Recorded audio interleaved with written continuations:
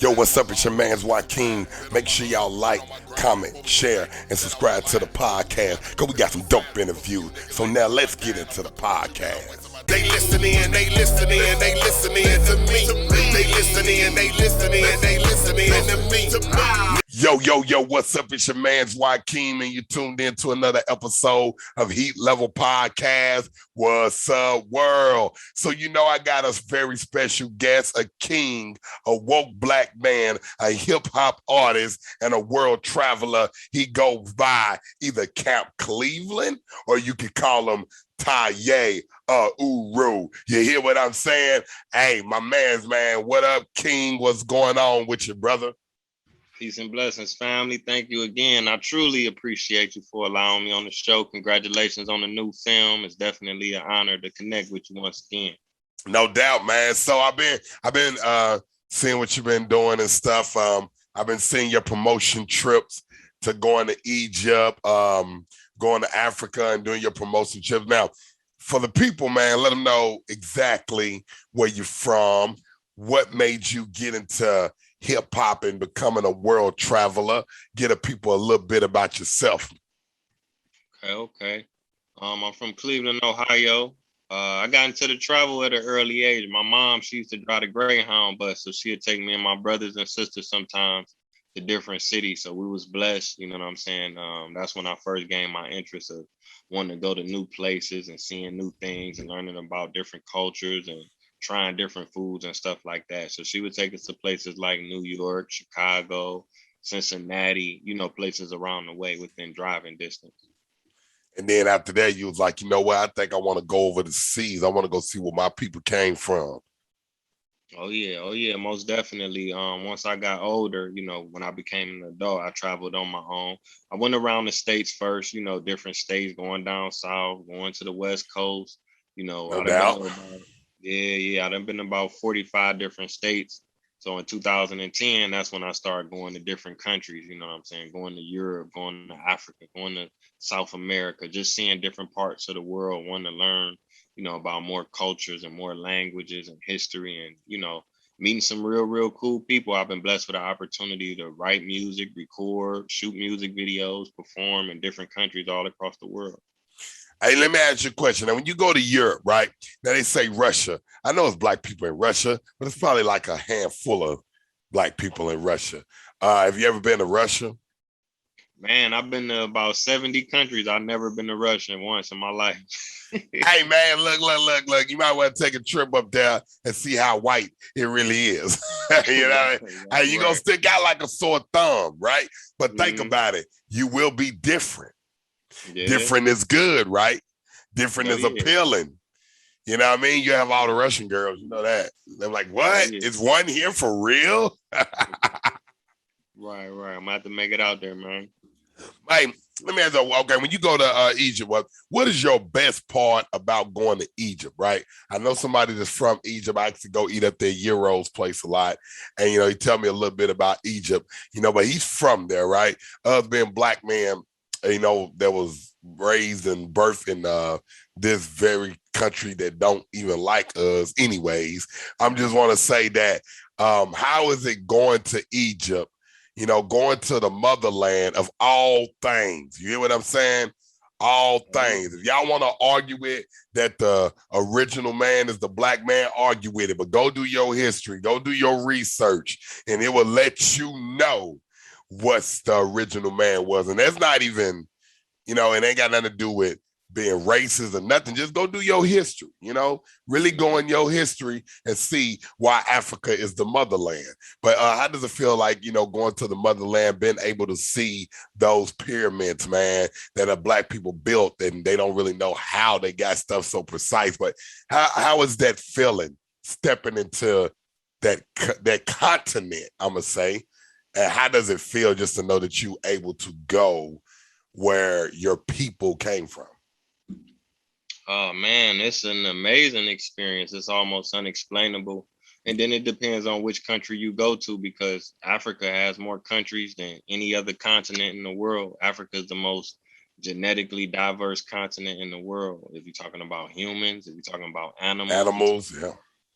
minerals, the diamonds, gold, oil, platinum. Africa got Whatever. all of that stuff.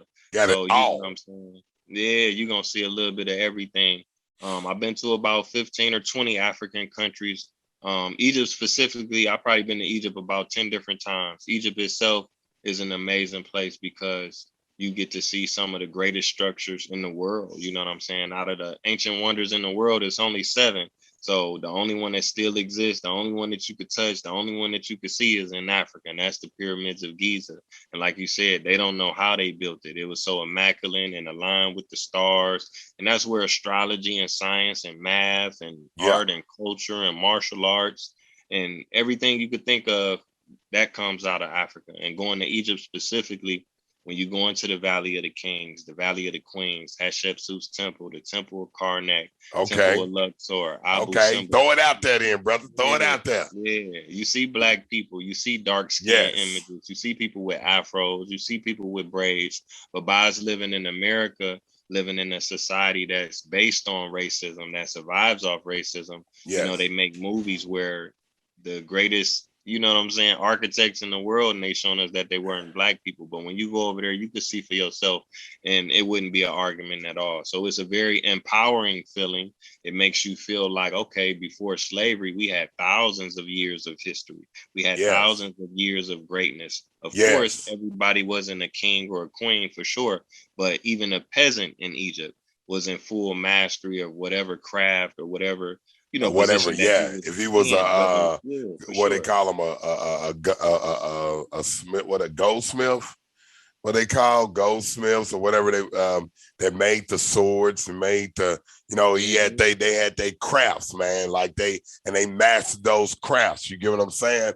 And Yeah, no doubt. and I think it's just real beautiful. And the thing about it is, we speak of race, right? We speak about race in this country, and everybody know how it is, especially when it comes to the black man, and the black woman also, But removing the black man removes a lot, taking the black man away from the homes removes a whole lot of structure. So what it is you have our women out here that don't need a man, as they say. But what happens is they've been taking the man away for so long and giving the women stuff from the government that a lot of these women don't think that they need a man, especially a black man. It's like the black man is like unwanted. It's like, okay, it's a trend now, right? It's like, get your black man, especially if you're not even a black woman, right? And me, my kid's biracial, and my girl's white, right?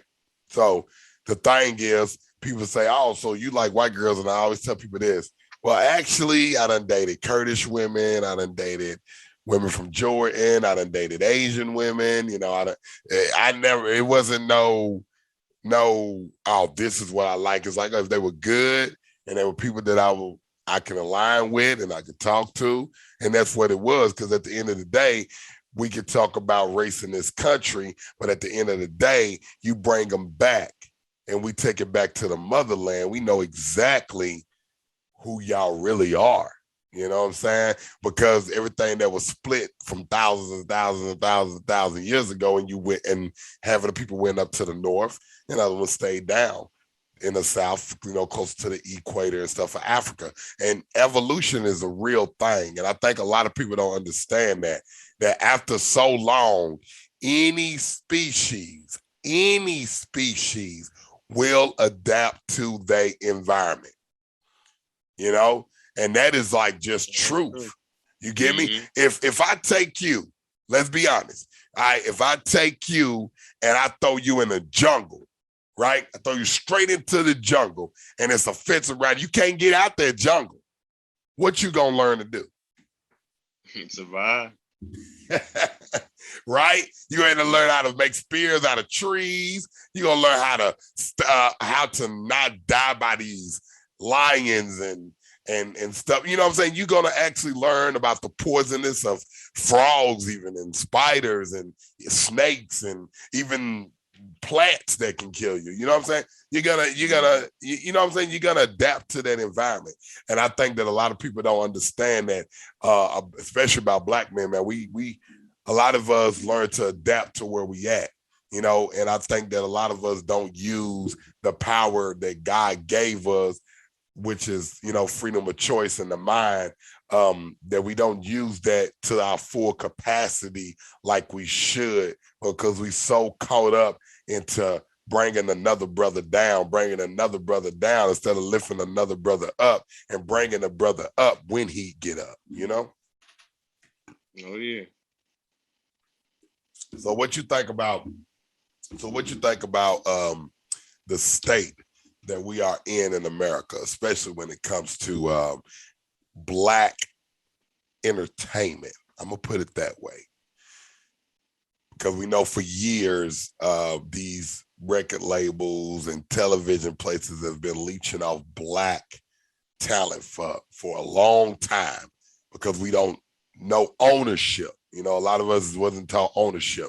So what you think about the media, getting Black media plastered all on TV, and a lot of us is not even reaping the fruits of the labor of that? Man, I think it's a good time to be independent. It's a good time to own your music, own your artwork, own your books, own your movies, do things independently if you can.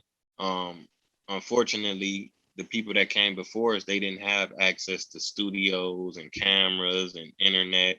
You can make a movie off your phone, off your iPhone. You know what I'm saying? Then Yeah, you can no go on doubt. and get better.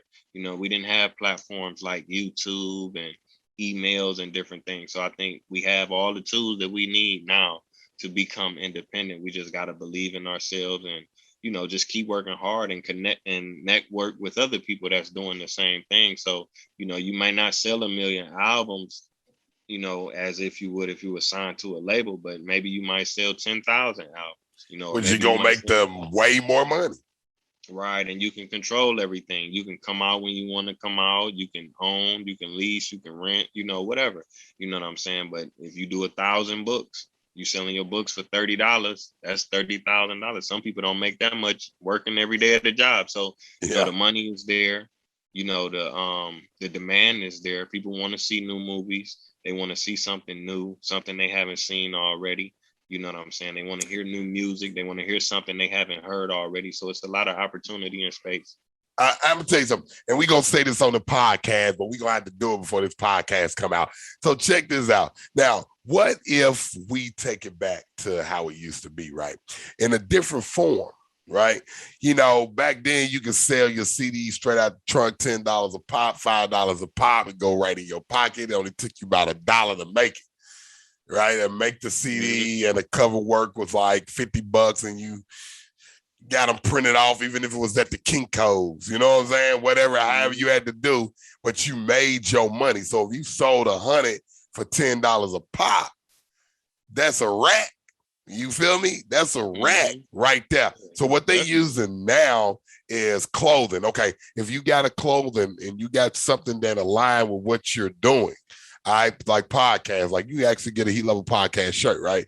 So if you really feeling Heat Level podcast, or actually Heat Level films also, but I just say you feeling that and you say, look, man, I want to be part of that. If you get, and I was talking to this artist, and I really hope I can get this interview out. I got to really look at it again, but I told him, young artist, I said, look, man, if you get you 100 true fans, 100 true fans is going to spend $100 with you a month for a whole year. You understand what I'm saying? That's really all you need. Oh, yeah. To be able to live the life that, you can live off your music. Like you can actually live off your music. All right. So you talk about 100 people that's going to spend $100 with you a month. That's 10 racks a month. That's 120,000 a year. From 100 true fans. All right. So let's just take it up a notch, right? And let's say you had 1,000 true fans and they only spent $100 with you a year. The concept is still the same, So I always tell people, look, you got to understand that sometimes you only need them true fans. You don't need all these fake motherfuckers that don't really give a fuck about what you're doing. You know, they just there for the likes. You know what I'm saying? They just there for the likes. You get what I mean? So if you got 1,000 people that spend $100 with you every year, 120,000 a year, the same 1,000 fans that say, look, I'm gonna buy a hoodie that's $40, right? Or I'm gonna just say $30. They go a hoodie, $30. Okay, I'm gonna go and get the shirt. The shirt 20. You feel me? That's 50. All right, I'm gonna go and get the hat. The hat 15. Oh man, I'm gonna get his he got the new backpacks out. You feel me? Like just because they fuck with you, they roll with you. 1,000 true fans, 1,000 that'll spend $100 a year with you. There you go, man. It's $120,000 a year, man. Can't beat it, man. That's man. Break it, but you see how I broke that down, right? Think about it. If you think about that concept, people don't understand how if you really get on the grind and you really trying to get a product out, it can be done. Let me ask you this. Can you sell 10 shirts a day? Man, I think you could if you got your, you know what I'm saying? If you got it in your heart and on your mind, man, you could do it. You could do anything you want to do, man. I went to 70 countries, so you could sell 10 shirts for sure. You could do it. So 10 shirts, and I tell people, okay, 10 shirts a day. Yeah. All right. Okay. And you charging $20 a shirt. That's $200 a day. Right? That's $1,400 a week. Right? Yeah. That's $5,600 a month. Think about it, brother. Think about it. 10 shirts a day for $20 now. 10 shirts. So basically every week, all you gotta do is sell 70 shirts a week for $20 a pop. Just think of the concept, brother. Just think about it. You telling me you can't get 10 shirts off a day? So how is the grind? So is your grind really that strong? Because a lot of people want this. They want the grind, but they want what these people have, but they're not really willing to put it all on the line. Yeah, that's right. Hard work, man. You got to be willing to work hard, unless you want somebody else to do it for you. And then at that point, they're going to take the majority of the money. So if you're going to be independent, you pretty much going to be working hard every day. Ain't no days off. Now, how do you feel about people that let family, friends, girlfriends, wives get in the way of their dreams, their goals, you know, what they're trying to reach? How do you feel about that? Because I'm going to give you my feeling about it. But how you feel about people that basically waste 30 years of their life because they didn't want to disappoint the people that they so-called love and chase what they really wanted to do in life? And now they just miserable as shit. Man, you got to be strong. You got to be mentally strong. You got to surround yourself with people that support you and encourage you, that congratulate you, man, because it's kind of hard out here. Some people, you could be dating somebody and they don't push you to chase your dreams. You could be related to somebody and they may not support you. You could grow up with somebody, you could be best friends with them and they may never support you. It's people that I've been cool with my whole life. They'll never buy my mixtape. They'll never buy my book. They'll never share or like my posts. You get what I'm saying? But then you might meet a stranger from another city or another country that might support you. They may be one of those 100 supporters that you're looking for. You know what I'm saying? So you got to look beyond, you know, the people that's closest to you that may not show support all the time. And then some people may show you support later on, because some people haven't been raised to show support. A lot of Black people don't know how to support, you know, so when they see somebody doing something good, they may feel a certain type of way and they don't know how to handle it or respond. But if you stick with it, they may support later. So you coming out with your first movie, it may be people that you depending upon them to show you support, and they may not support to your third or fourth movie. You know what I'm saying? Yeah. And they may not never show support, but you just got to keep grinding, keep networking, keep meeting people, go to different cities, go to different states, tap in with people with different countries. Even if you can't travel, you can still reach out to people online that may be interested. It might be people in London. Your movie might not blow up in your state or your city. Your It movie might not might even blow blow up in the U.S. right. You might And blow up in by the way, I London. just got my passport 2-3 days ago. So Oh, okay, that's what's up. yeah, Congratulations. yeah, no doubt. Yeah, felon, and got my passport. Everybody, oh, I didn't know a felon can get a look, man, y'all need to get educated. But go ahead. Right. No, that's all I wanted to say, man. So Yeah, if you think global, you have unlimited options. You get what I'm saying? You got 200 countries with hundreds of cities and states that you can tap into. You only need one, and that might be what take get you you a over. top. Because some artists blow. Some artists that we know that we don't hear from no more. They touring in Europe or they And touring in Asia. You know what I'm making saying? Hobson doing that, by the way. Hobson, I listen to Hobson, and yeah, he over in the Philippines and Amsterdam, and they doing shows and they getting money because. And you right about that, man. I think a lot of us trying to say I want to blow up in America. I want to, man, look, man, it's so many. Like you said about my film, I got my film going to a lot of countries. It's on Amazon. Real Talk is going to be on Amazon, IMBD TV. But a lot of people don't know that there's a lot of countries that don't have Amazon. They got their own thing. Matter of fact, Spotify is not everywhere. Apple Music is not everywhere. You know what I'm saying? It's this thing, it's called Music.io, I think, and it covers the whole Southeast Asia. And you got to go through them to get on their streaming services. A lot of people don't even know about that. So they like, dang, okay, I'm getting heard here, but I'm not getting heard there. Man, you don't know what market you can tap into. You don't know who's going to love what you're doing, man. So you got to always be, what's that word I'm looking for? Open-minded. Most definitely. You know what I'm saying? And you being an artist, what is the greatest things about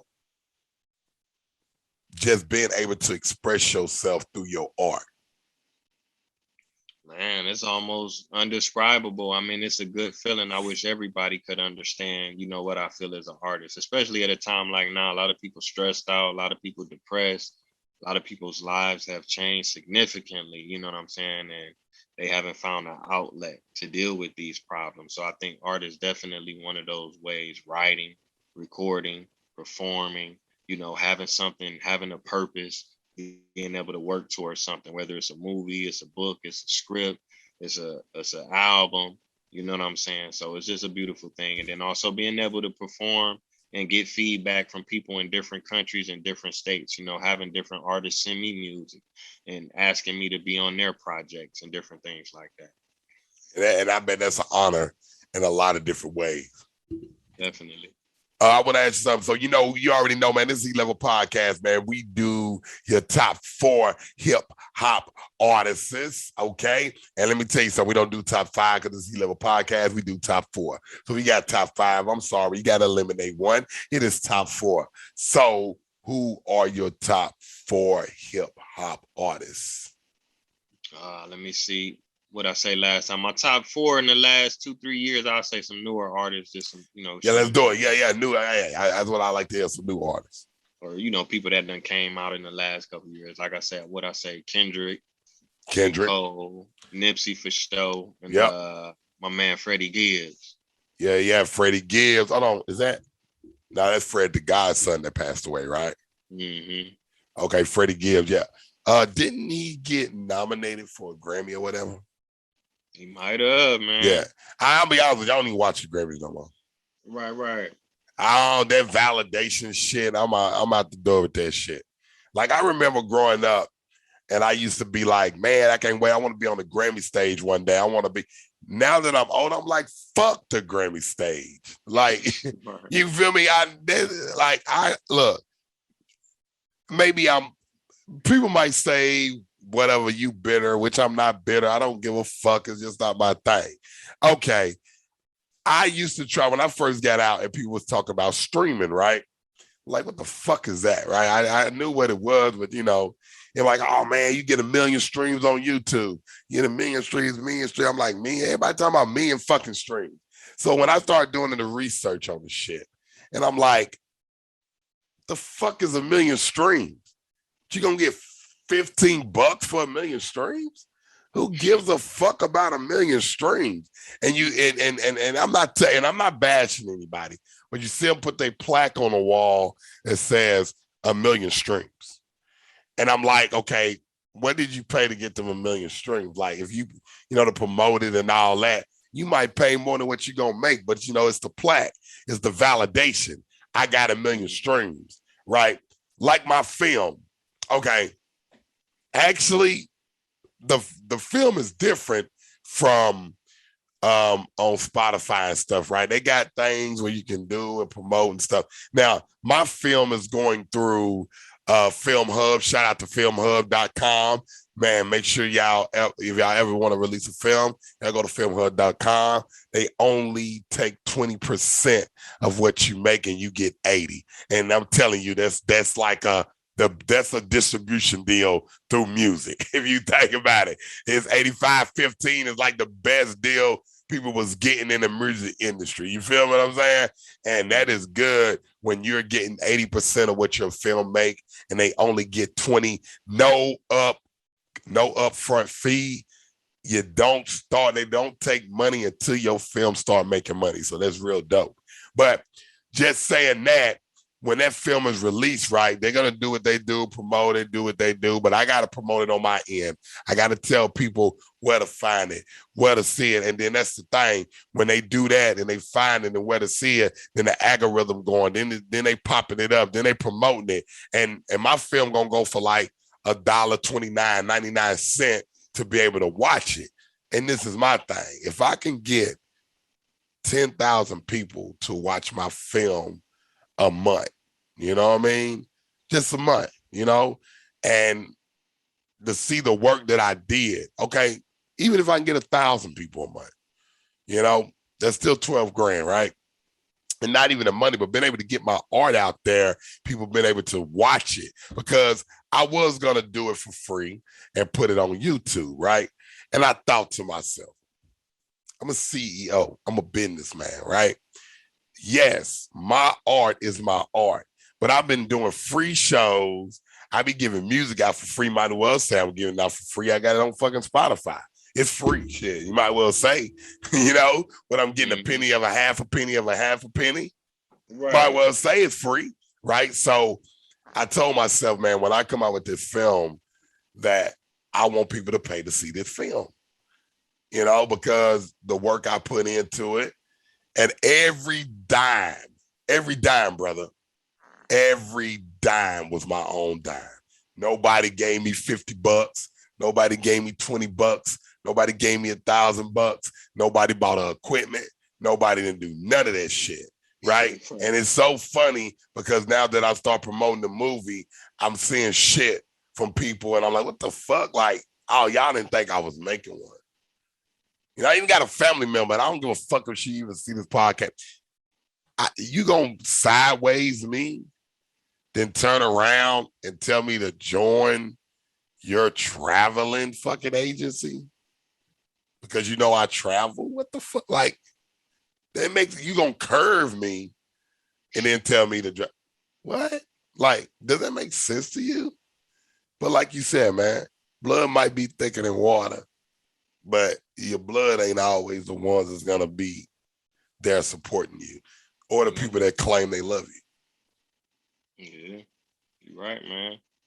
So how you feel about? I don't know if you watched that Jada Kiss and what was it, the Locks versus Dipset. I don't know if you watched that. Yeah. I got a chance to see that. That was good, man. The Locks, they did their thing. I was surprised. I mean, they got the catalog, they got the experience. I thought Dipset was gonna come out a little bit better, a little more organized, a little more hyped up, but they didn't. But nevertheless, it still was a classic, versus, and I'm glad I got to see that one for sure. Yeah, and now they said Jada Kiss sales went up 200% after that versus. Yeah, appreciation. So now younger cats are discovering the locks. It's That's dope, good. man. Just That's because of what's the up. technology and the era that we in. Mm-hmm. You know, um, I talked to a former executive on my podcast. He had the platinum plaques. He worked with Biggie. He worked with Big Pun, and he's from DC. And I asked him a question. I said, "Why do you think a lot of these people want the fame and not the fortune? Especially a lot of our people. Like Mm-hmm. we cool to have 100 million people following us on Instagram, making out $1. We cool with having the chains and the cars and don't even own your house. Mm.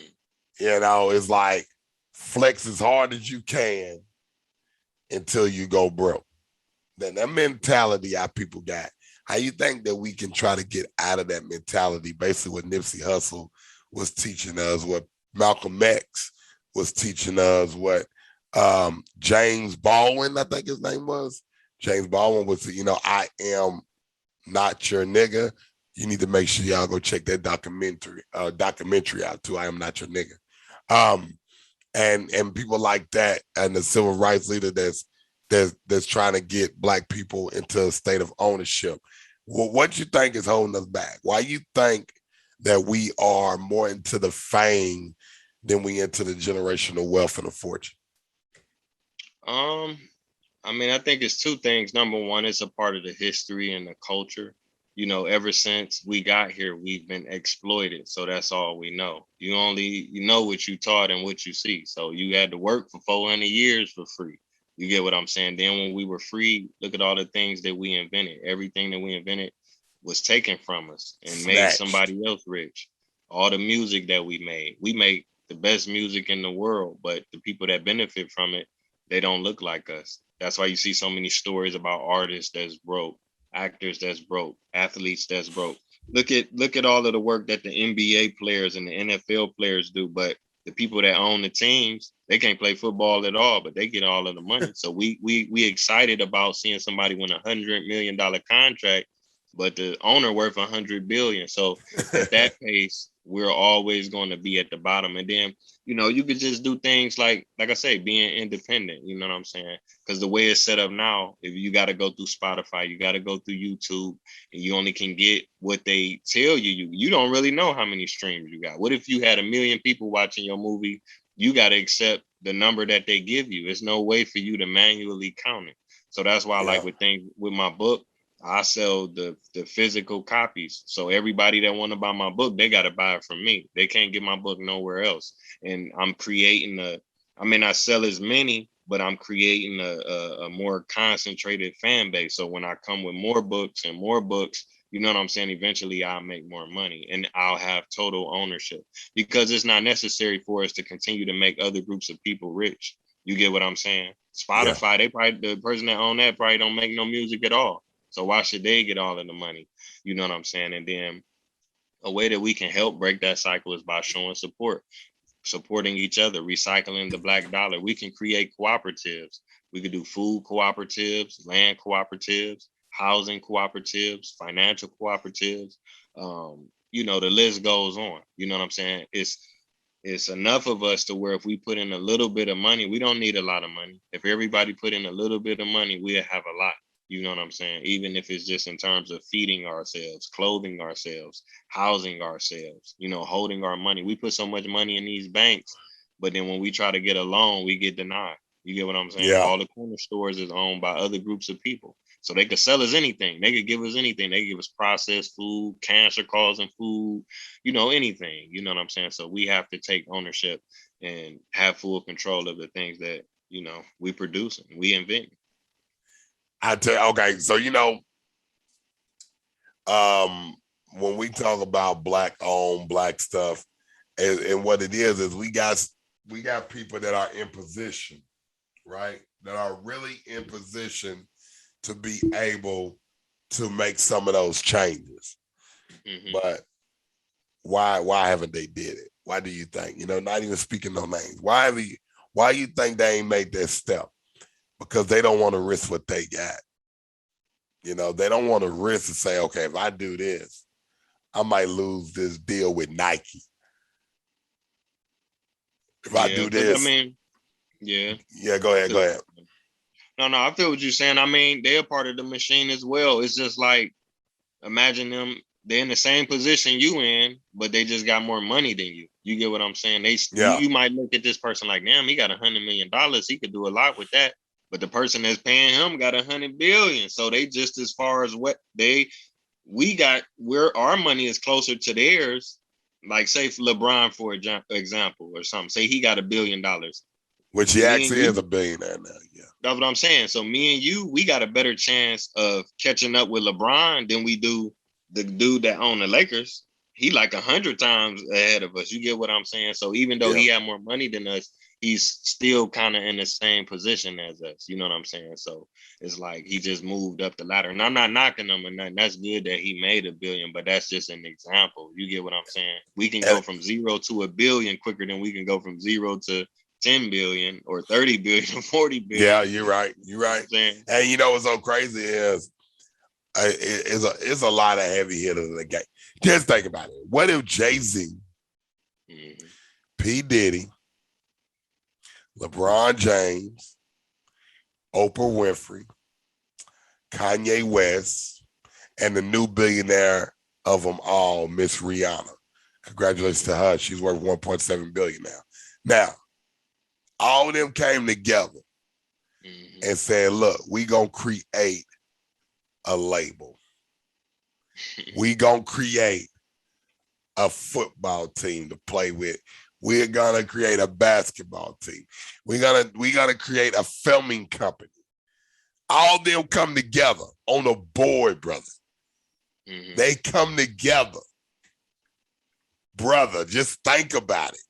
If they came together to grab that and be like, hey, we are fit to put this dynasty together, and this is what we gonna do.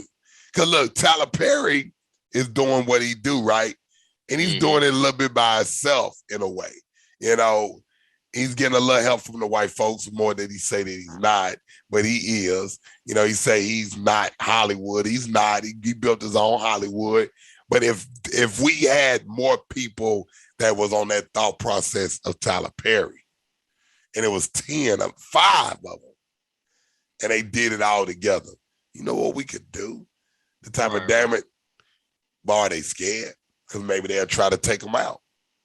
Oh yeah, definitely. That's cooperative Assassination. economics. That's cooperative economics. Like I say, if everybody put in a little bit, so LeBron don't have to put his whole billion up. If he got 10 other billionaires with him and they all put in a couple mil, then they can make it happen. That's exactly what cooperative economics is. But Yeah, it's a lot of Uncle Tom. fear is a factor. You know what I'm saying? We just celebrated, what was it, the 100th year anniversary of the Tulsa, Oklahoma race massacre. So Yeah. you How know, many? They killed over what? Thousands? They burned that yeah, town down. yeah. And ain't been a town like that since. They say Atlanta, but let's be real. A lot of stuff in Atlanta is not black owned like they say. Mm-hmm. I go to Atlanta, there's a lot of black people, but I was downtown and I saw the Wahlburgers. I saw I saw a lot of places that was not black owned, you know? And I just think for us even to have something like that again, we got to get away from that Willie Lynch syndrome, which a lot of us are stuck in that, you know. And you've been a world traveler. You've been a guy to go to Africa. You see the differences of America than Africa, don't you? Yeah, definitely. I believe that Africa is a better opportunity for Black Americans. I mean, it's almost undescribable because imagine you get on an airline, it's owned by Black people. The flight attendant is Black. The pilot is Black. You go to an airport named after someone Black. You go to the ATM, you take out money. The people on the money are black. The taxi driver Oh, is black. The baggage handler is black. The firemen are black. The police is black. The mayor is black. The government's black. The president's black. So, that racial oppression, that racial fear, that racial tension is automatically alleviated. You know what I'm saying? And there's dozens of countries in Africa that are far safer than the United States. Less gun violence, less mass shootings, less violent crimes. You know what I'm saying? And but like I that ain't what they said, put in the media. oh no, definitely they're not gonna put that in the media because they don't want us to reconnect with our brothers and sisters on the continent. Several African countries have offered citizenship, they've offered land, they've offered business opportunities, they've invited African Americans to come back to Africa. Like Ghana. I know Ghana openly did it. Yeah, It definitely. said, come back home, we got you. Mm-hmm. But they don't see that plastered all on the news, do you? No. And you seen in 2019, it was a lot of celebrities that went to Ghana. I think T.I. went, Ludacris, Rick Ross, Michael J. White, and a couple other people went. They had a great time. Ghana Speaking is of, 2-3 times safer. and that's what I wanted to say. Speaking of Michael J. White, he was talking about the Shaylon monks are not real, right? He was like, they're just TV. And I did not know. I'm in karate, right? Oh, okay. But they don't teach this, right? My sister, they say, oh, the Japanese man brought this to America. I did not know, but I found out from Michael J. White, he was on Vlad TV podcast, that it was actually a black man that brought martial arts to the Asian people. Oh yeah, definitely. I mean, when you go to Africa, when you Yeah. go to Egypt, you see people practicing martial arts on the walls. That's something. Astronomy, mathematics, science, all of that stuff started in Africa. You know what I'm saying? In And I terms didn't know because they don't teach you that. no, they're not gonna teach you that. No, they don't teach you that. They don't show you all these black people in there doing you feel me? We talking about you ain't getting none of that from a lot of black people, right? And it's funny because me being in karate, right? And then I'm gonna do some jiu-jitsu and everything. But me doing that, a lot of black people that I've talked to or told that I'm doing that is like, really? Like, yeah, it's part of us, man. Especially when I found that out, I'm really gonna stick to it. You know what I'm saying? Like, why wouldn't I? You get what I mean? Definitely me, man. All of that stuff. Music, yoga, meditation, religion, spirituality, dancing, all of that stuff come from Africa. And I could show it to you. That's why I do the educational tours. We go to different parts of Africa. We don't just go to Egypt. We go to Ghana. We go to South Africa. We go to Kenya. We go to Senegal. We go to Cape Verde. We go to Ethiopia. We go to Madagascar, Tanzania, so people can see the full spectrum of what the continent has to offer, because a lot of times we look at Africa as one general place. So imagine being in America and you go to Mexico and you go to Cuba and Haiti and Dominican Republic and Jamaica. All of these places are in North America, but they're totally different. The people look different. The food is different. The weather is different. They have different laws. They speak a different language. So Africa is probably 10 times more diverse than that. Hey, you know what's crazy? Talking about the map, right? Mm-hmm. America's not that damn big. Right. If you look at the United States of America, it's damn near almost the size of Africa. Mm-hmm. And that's not true. That is not true. America is not that big. But the lady was talking about it's a manipulation. They show you Africa this small. They show you America this big. They show you these other countries, and look how big they show Russia. Mm-hmm. But the places of people of color that dominates, they don't show it that big. Yeah. You know what I mean? And there's a reason being. Yeah, they don't want to do it. You think they want you? If a lot of black people would know that we are greater than what our people that oppressed our ancestors are still doing systematic racism and oppressing now. And look, it's a reason why I don't chant the Black Lives Matter. I believe Black Lives Matter, no doubt. But that movement wasn't started by us. And that's what gets me, man. It's like we let them start our movements, start our colleges. HBCUs was not started by a black person. It was started by a Jew, right? And it's cool understanding what it is, but I'm just saying we have always let other people start things and do things for us, and then we take it and say it's ours. So is it really a HBCU? And no, what you call it a HBCU, but let's be real though. Look who started it. Has any other black person besides, I know W.D. Du Bois and Booker T. Washington, I want to say. I know they ended up having schools, but I know they had help from the Jews also. But the first HBCU was founded by a Jew, not by a black person. But we support HBCUs. Why? Because we're conditioned to say this is a black college. But is it really a black college?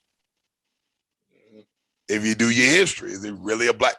And most of the black colleges are funded by the state. I'm in Nashville, TSU, funded by the state. How many black colleges? Name one black college, one, that are in the top conference in sports.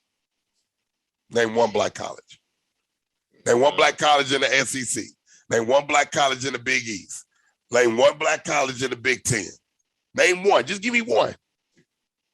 One HBCU that is in a big conference. The Ivy League schools are. They got Yale.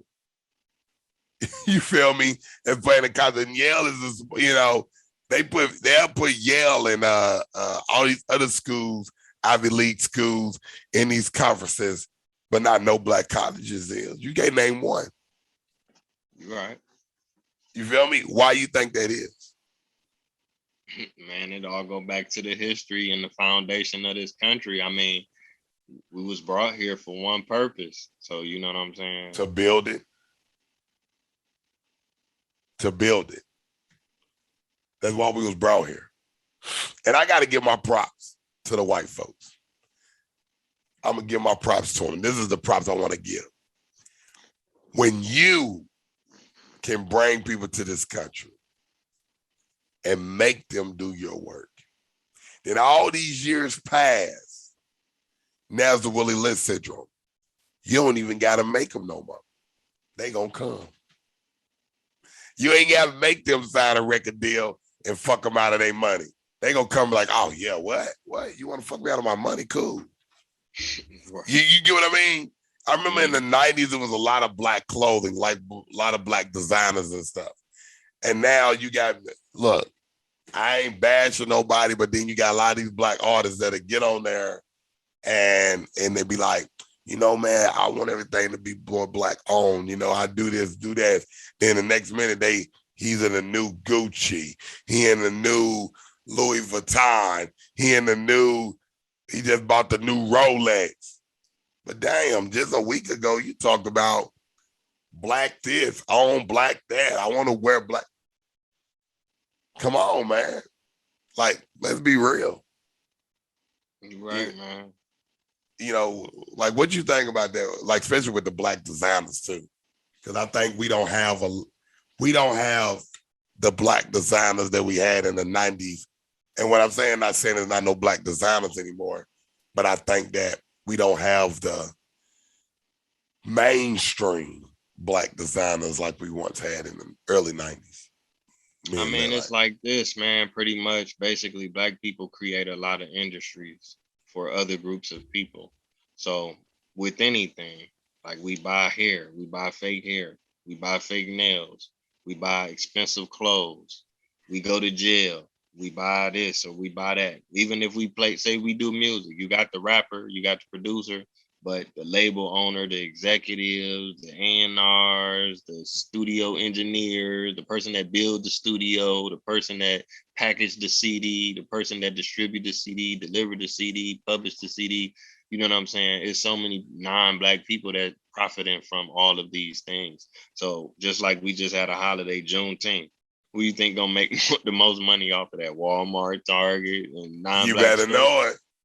So it's like that with everything. There's no exception. So as long as you're in America, you know what I'm saying, you pretty much gonna have to go with what they're saying, or you're gonna be constantly in a state of rebellion and fighting, and you're gonna be disgruntled. You know what I'm saying? You're gonna be oppressed. So that's one of the things. As soon as you go to Africa, you're gonna feel like you got a 50-pound weight off your back. Imagine you going to a country that wants you there. They want your money. They want your business to succeed. They want you to bring jobs. They want you to be there. They want to protect you.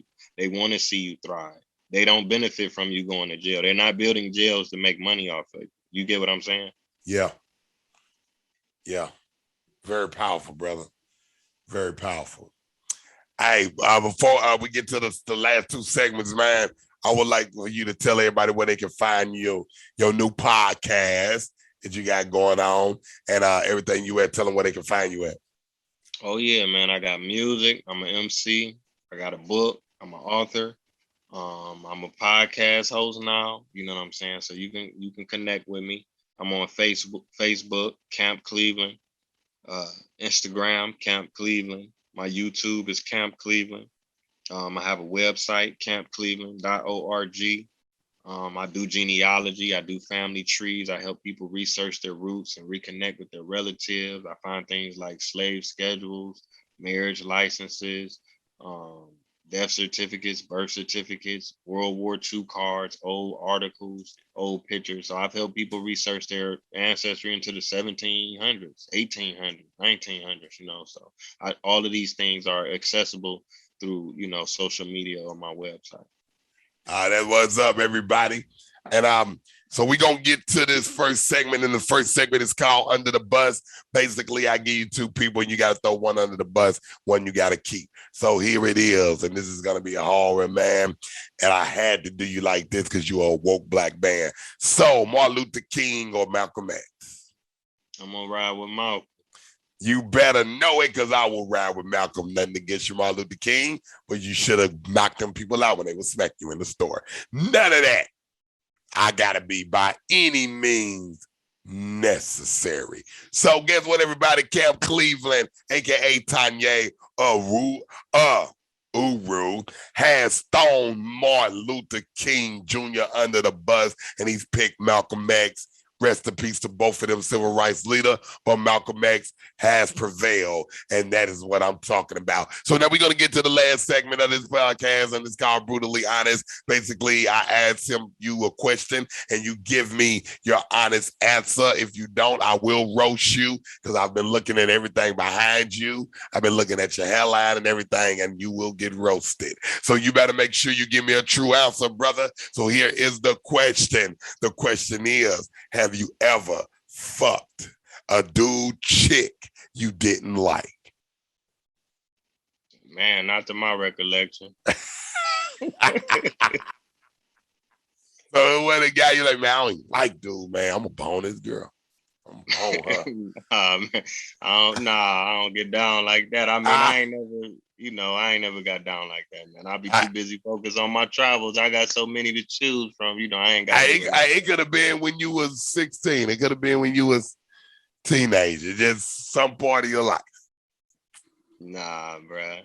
Hey, I remember what Ply said. Being real, I mean, you know what I'm saying? Shit, Ply said, nigga owe me some money. He ain't gotta pay me. Keep playing with me. I'm gonna fuck your old lady. Whatever. Have I ever did that? Deliberately knocked the dude chick because that nigga tried to play. Yes, I have. How old was I? I was very young. A little bit immature. But I was young, immature, did it. Is what it was. The dude ended up getting in a fight. And I'm like, why are you fighting me? You need to be checking your chick. And that's the thing about dudes these days. When you checking this dude, your chick the one busting it wide open. That's who you need to be checking. Because a dude gonna be a dude, right? He gonna knock something out that come his way. But you can't get mad at the dude for knocking your chick. Either way, you gotta check her. You know what I mean? But anyway, man, if y'all want to listen to my music, man, y'all make sure y'all go to Joaquin on any platform as WYQEEM. That's WYQ, Eric, Mimi, Mama, Momo. And if y'all want to listen to my music videos, y'all can go to Joaquin TV as WYQ, Eric, Mimi, Mama, Momo TV. And this is Heat Level Podcast. You can get it on Pandora, Apple Podcasts, iHeartRadio, or you can go to heatlevelpodcast.com. And y'all make sure y'all like, comment, share, like, comment, and share, okay? That helps other algorithm, and that will get people to come in and listen to this podcast. So, Mr. Taye Uhuru, a.k.a.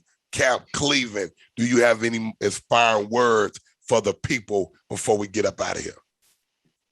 Man, I just want to thank you again for inviting me to the show. It's definitely an honor. I'm thankful for the viewers that's tuning in. I mean, only thing I can say to you is keep grinding, stay strong, follow your dreams, don't give up, don't quit, be patient. And you can do anything you want to do, man. So I ain't come from a rich family. I ain't come from no silver spoon, but I was able to accomplish my dreams. You know what I'm saying?